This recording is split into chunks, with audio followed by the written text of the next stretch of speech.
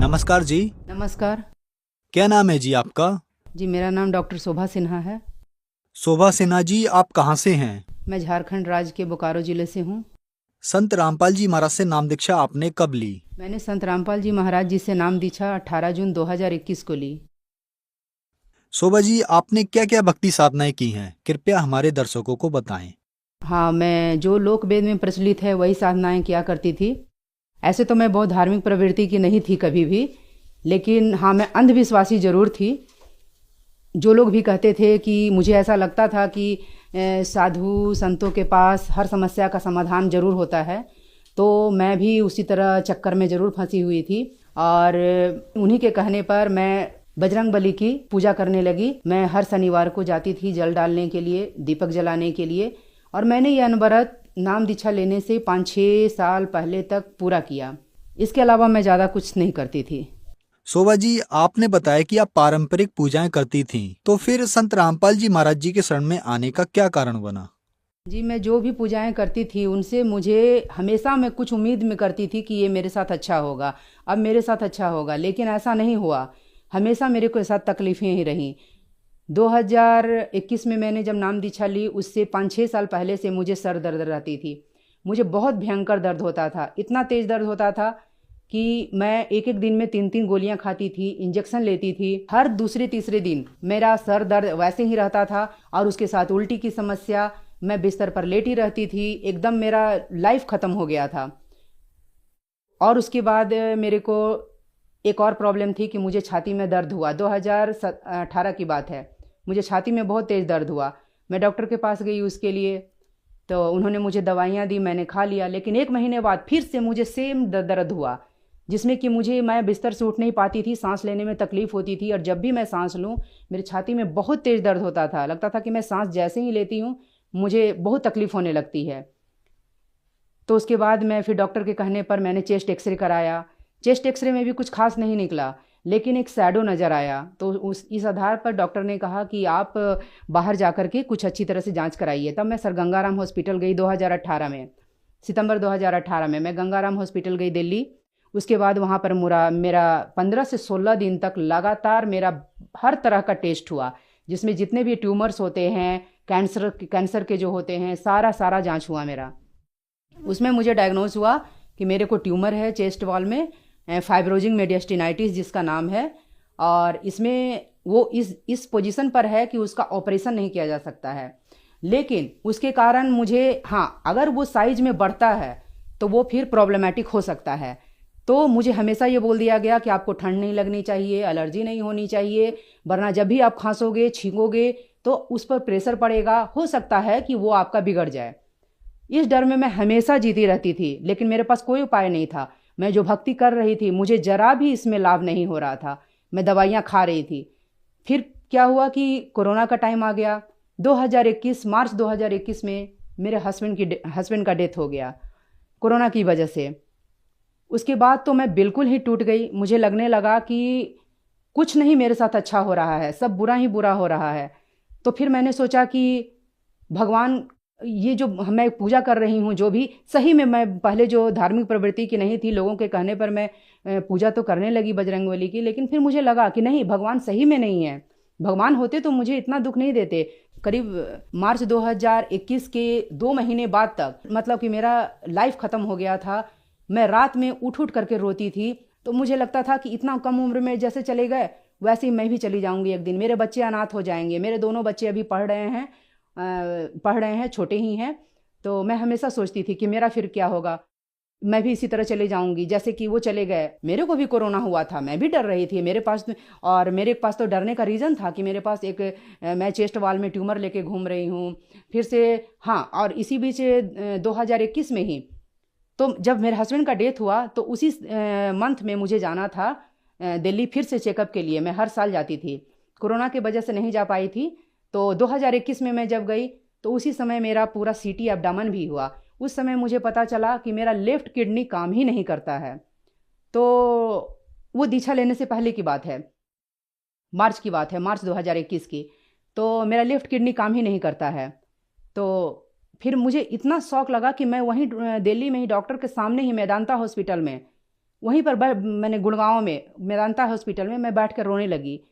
मैं बहुत बोलने लगी। वहीं पर मैं एक तरह से विक्षिप्त अवस्था में आ गई कि अब तो मेरे को कोई नहीं बचा सकता है। अब मेरा सब कुछ खत्म हो गया है, सब कुछ। अब तो मेरे पास किडनी भी नहीं रहा, एक किडनी अब है, उसमें अगर थोड़ा सा भी कुछ प्रॉब्लम आ जाएगा तो फिर मैं एज अ डॉक्टर जानती थी कि फिर उसके बगैर तो मेरा जीना मुश्किल है। और मेरी आर्थिक स्थिति ऐसी नहीं थी, क्योंकि डॉक्टर ने मुझे कह दिया था कि उस किडनी में जरा भी प्रॉब्लम हुआ आपको तो सीधे रीनल ट्रांसप्लांट के अलावा कोई चारा नहीं है।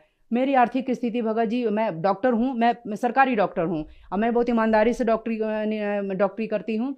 मैं किसी से एक पैसा किसी भी काम के लिए मैं नहीं लेती। उसके बाद मैं बिल्कुल ही टूट गई थी। अब मुझे कोई नहीं बचा सकता है।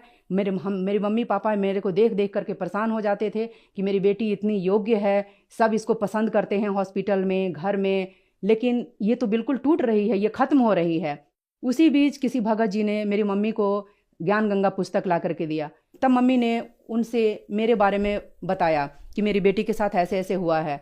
तब उन्होंने कहा कि आप अपनी बेटी को ये पुस्तक ज़रूर दीजिए पढ़ने के लिए, बहुत शांति मिलेगा। तो मेरी मम्मी लेकर आई मेरे पुस्तक को, और जीने की राह और ज्ञान गंगा, 2 पुस्तक उन्होंने मुझे दिया। मैं धीरे धीरे पढ़ना शुरू की। उस समय मैं ड्यूटी जाती थी, लेकिन मैं बिल्कुल हंसती नहीं थी। मतलब ऐसा लगता था कि नहीं, मैं कभी भी मर जाऊंगी, मुझे हंसने का कोई राइट नहीं है, मैं कभी भी चले जाऊंगी। तो 20 से 25 दिनों में भगत जी मैंने वो पूरी की पूरी पुस्तक खत्म कर दी। और उसके बाद मुझे, मतलब कि सिर्फ मैंने मम्मी को फ़ोन किया कि मम्मी जी मुझे दीक्षा लेनी है। जब मम्मी को पता चला, मेरे पूरे घर वालों को पता चला, मेरे पापा को पता चला, मेरे भाई बहनों को पता चला, उन्होंने सबने विरोध किया। बोला कि दीदी तुमको क्या हो गया है, तुम पागल हो गई हो क्या, जिया जी चले गए हैं इसलिए तुमको क्या लग रहा है, तुम अकेली हो, तुम्हारे साथ कोई नहीं है। हम बोले हाँ बाबू, कोई नहीं है मेरे साथ, किसी के साथ कोई नहीं होता है, कोई परिवार किसी का काम नहीं आता है। फिर मुझे लगने लगा कि नहीं, मुझे दीक्षा लेना है, यही एक मार्ग। मुझे इतना अच्छा लगने लगा, मुझे लगा कि संत रामपाल जी महाराज जी को अगर मैं पहले से जानती होती तो मैं पहले से उनके पास चली जाती, तो शायद मुझे इतनी तकलीफ नहीं होती। लेकिन ठीक है, जब मुझे पता चला, मैं उस चीज़ को गंवाना नहीं चाहती थी। मेरे भाई बहनों ने कहा दीदी कम से कम 1 महीना रुक जाओ, अभी 1 महीना तो देख लो। हम बोले 1 महीना किसने देखा है बाबू, 1 महीना तो बहुत होता है, यहाँ कल का ठिकाना नहीं है, 1 महीने का क्या करें।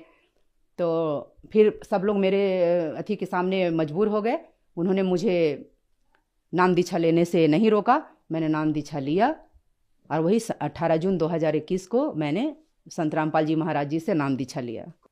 शोभा जी, बताया जाता है कि जब इंसान परेशान होता है तो डॉक्टर्स के पास जाता है अपनी बीमारी के इलाज के लिए। आप एक सीनियर डॉक्टर हैं, आप खुद डॉक्टर होते हुए भी संत रामपाल जी महाराज जी के शरण में गईं अपनी परेशानियों को लेकर। क्या हम ये समझ सकते हैं कि आपका इलाज डॉक्टर्स के पास नहीं था, ऐसा ही कुछ है, या आप ठीक ही नहीं हो पा रही थी, क्या कारण था? हाँ, मेरा इलाज डॉक्टरों के पास नहीं था। डॉक्टर ने तो खुद बोल दिया था कि आपका जो ट्यूमर है उसको हम लोग ऑपरेट करके निकाल नहीं सकते हैं, ये आपके उस जगह पर उसी तरह फिक्स पड़ा रहेगा। तो भाई जो चीज़ वहाँ पड़ा रहे, मुझे पता है कि वो मेरे लिए हानिकारक है, वो निकल नहीं सकती है, तो मेरा लाइफ आप सोचिए कैसा होगा। मेरे प्रॉब्लम का इलाज डॉक्टर के पास नहीं था। अगर वो ऑपरेट करके निकाल देते तो वो इलाज होता, लेकिन वो नहीं था। शोभा जी, आपने बताया कि आप एक डॉक्टर हैं और आपकी जो परेशानियां थी, बीमारियां थी, उनका इलाज डॉक्टर्स के पास नहीं था, इसलिए आपने संत रामपाल जी महाराज जी को अपना गुरु बनाया। कहते हैं कि जो श्रद्धालु संत रामपाल जी महाराज जी की शरण में जाते हैं उनको लाभ जरूर होते हैं। तो क्या आपके साथ भी कुछ ऐसे अनुभव हुए? जी, मुझे बहुत सारा लाभ हुआ है, मैं गिना नहीं सकती, इतने सारे मुझे लाभ हुए हैं। कहने को तो मुझे 10 साल हुए हैं, लेकिन मुझे लगता है कि मैं इनके साथ बहुत पहले से जुड़ी हुई हूँ, क्योंकि मेरा पूरा शरीर का सिस्टम मेरा ठीक हो गया है। मेरा जो हेल्थ का जो भी प्रॉब्लम था, चाहे वो सर दर्द से लेकर के, वो जो मैं सर दर्द की दवाइयाँ खाती थी, मैं जो चेस्ट में जो पेन होता था, मैं उसके लिए दवाइयाँ खाती थी, वो मेरा कंप्लीटली ठीक हुआ। और आज मैं एक गोली तक नहीं खाती हूँ किसी भी चीज़ की, और मैंने बहुत दिनों से नहीं खाई है। नाम दीक्षा लेने के बहुत 1-2 महीने के बाद से ही मेरे में सारे परिवर्तन शुरू हो गए, और मुझे यकीन पूरा हो गया कि बस अब मेरे को कभी तकलीफ नहीं हो सकती। और हाँ, सच में परमात्मा है जो कि हमारा सारा कष्ट दूर कर रहे हैं। ऐसे तो आए दिन बहुत से लाभ होते हैं। एक दिन मुझे रात में, मतलब कि अचानक से 2 बजे मेरा पेट खराब होने लगा, मैंने फील होने लगा। मैं गई तो मुझे इतना लूज मोशन होने लगा कि मैं परेशान हो गई। और उसके बाद मैंने परमात्मा के सामने अरदास लगाया, और मुझे कहा गया था कि आपका सिर्फ एक ही किडनी है, आप कोई पेन किलर नहीं ले सकते हो, कोई भी एंटीबायोटिक आप अवॉइड करना, नहीं तो उसके लिए दिक्कत है। तो फिर उस हालत में मैं तो बिल्कुल मतलब कि परमात्मा के फोटो के सामने बिल्कुल जाकर के खड़ी हो गई, रोने लगी कि परमात्मा ये क्या हो, मैंने ये कैसे हो गया, और मैं दवाइयाँ नहीं खा सकती, आपको ठीक करना होगा, ऐसे ही ठीक करना होगा। मैं रात के 12 बजे 1 बजे बिल्कुल बैठ करके मंत्र का जाप करने लगी कि आपको ऐसे ही ठीक करना होगा, हम दवाई नहीं खा सकते। सुबह उठते उठते परमात्मा की दया से वो मेरा पता ही नहीं चला, रात वाला तकलीफ कि मुझे कहाँ चला गया, था भी या नहीं था, एकदम पता ही नहीं चला। लता मैं कोई स्वप्न देख रही थी। शोभा जी, क्या आप हमारे दर्शकों को बता सकती हैं कि आपका पूरा नाम क्या है और आप कहाँ पर डॉक्टर हैं? जी, मेरा पूरा नाम है डॉक्टर शोभा सिन्हा। मैं झारखंड राज्य में ही जॉब करती हूँ और मैं फ़िलहाल धनबाद में पोस्टेड हूँ, पीएचसी महोदा धनबाद। शोभा जी, आप एक सीनियर डॉक्टर हैं और आपने ही बताया कि आपकी बीमारी का इलाज डॉक्टर्स के पास नहीं था और आप संत रामपाल जी महाराज जी की शरण में आई और ठीक हो गईं। बहुत सारे ऐसे लोग हैं जिनको बड़े बड़े हॉस्पिटल्स या एम्स में मना कर दिया कि अब आपका इलाज नहीं हो सकता, अब आपको भगवान ही बचा सकता है, और फिर वो लोग संत रामपाल जी महाराज जी की शरण में आए और ठीक हो गए। तो ऐसा क्या है संत रामपाल जी महाराज जी के पास? जी, संत रामपाल जी महाराज पूर्ण ज्ञान देते हैं, जो शास्त्र के विधि साधना है वो बताते हैं, जो कि और कहीं पर नहीं बताया जाता है। जो डॉक्टर्स जो लोग हैं वो लोग वही इलाज कर सकते हैं जो कि उनके पास जो साधन है, जो माध्यम है, उसी से जो है वो कर सकते हैं। इसके अलावा उनके पास कोई चारा नहीं है, क्योंकि डॉक्टर भी एक जगह आकर के हाथ खड़ा कर देते हैं और फिर वो बोलते हैं पेशेंट को, उसके मतलब रिलेटिव को, कि अब जो करेगा ऊपर वाला करेगा। तो लास्टली कहीं ना कहीं डॉक्टर को भी लगता है कि वो सुप्रीम पावर तो वो तो है ही नहीं कुछ, उसके ऊपर ही कोई और है। शोभा जी, आपने बताया कि संत रामपाल जी महाराज जी के पास सही भक्ति विधि है। ज्यादातर लोग यही कहते हैं कि संत रामपाल जी महाराज जी के पास सही भक्ति विधि है और शास्त्रों के अनुसार ज्ञान बताते हैं। तो पहला सवाल ये है, क्या शास्त्रों के अनुसार और संत ज्ञान नहीं बताते? नहीं, संत रामपाल जी महाराज जो शास्त्र विधि के अनुसार साधना बताते हैं वो गीता, पुराण, वेद, कुरान शरीफ, पवित्र बाइबल और पवित्र गुरु ग्रंथ साहिब, ये सबको पढ़ करके बताते हैं और वो खोल खोल करके दिखाते हैं कि भाई कहाँ पर क्या लिखा हुआ है। हमारे जो पंडित लोग हैं ये सब वही चीज़ को फॉलो करते हैं, लेकिन वो कभी उसका मतलब नहीं बताते, क्योंकि शायद उनको पता ही नहीं है उनका मतलब, इसीलिए। लेकिन संत रामपाल जी महाराज उन सभी को खोल खोल करके किताबों को बता रहे हैं कि आज का समाज पढ़ा लिखा समाज है, अब आप पढ़िए। आप पहले की तरह नहीं है कि ब्राह्मण लोग किसी को कुछ भी बोल देते थे, पंडित लोग, तो उसको फॉलो करने के लिए वो बाध्य हो जाते थे। नहीं, आज हमारे पास ज्ञान है, हम पढ़ सकते हैं, हर तरह से बताया जा रहा है, इतने अध्याय में, इतने श्लोक नंबर में ये मतलब लिखा हुआ है।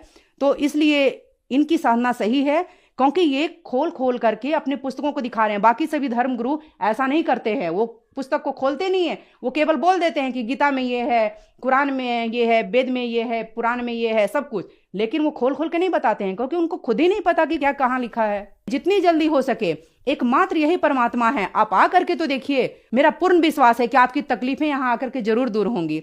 बहुतों की दूर हुई हैं, मेरी दूर हुई हैं। शोभा जी, एक बात और कही जाती है कि संत रामपाल जी महाराज से जब हमने नाम दीक्षा लेनी है तो देवी देवताओं की पूजा छोड़नी पड़ेगी। तो क्या आपने भी जब संत रामपाल जी महाराज से नाम दीक्षा ली तो देवी देवताओं की पूजा छोड़ दी?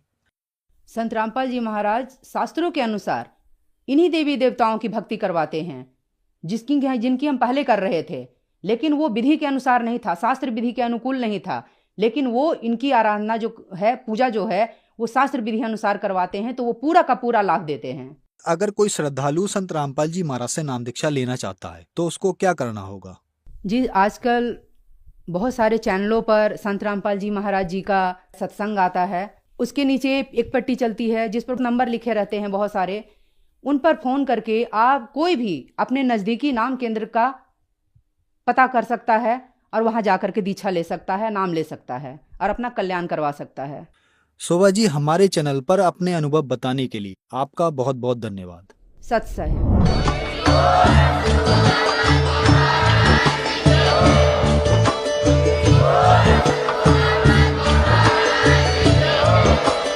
आप सुन रहे थे जगत गुरु तत्वदर्शी संत रामपाल जी महाराज जी के मंगल प्रवचन। अधिक जानकारी के लिए विजिट कीजिए हमारी वेबसाइट www.jagatgururampalji.org। संत रामपाल जी महाराज जी के शुभ आशीर्वाद से पूरे विश्व भर में 500 से भी ज्यादा नाम दीक्षा केंद्र हैं, जिन पर संत रामपाल जी महाराज जी द्वारा ऑनलाइन निशुल्क नाम दीक्षा दी जा रही है। अपने नजदीकी नाम दीक्षा केंद्र का पता करने के लिए संपर्क करें 8222880541।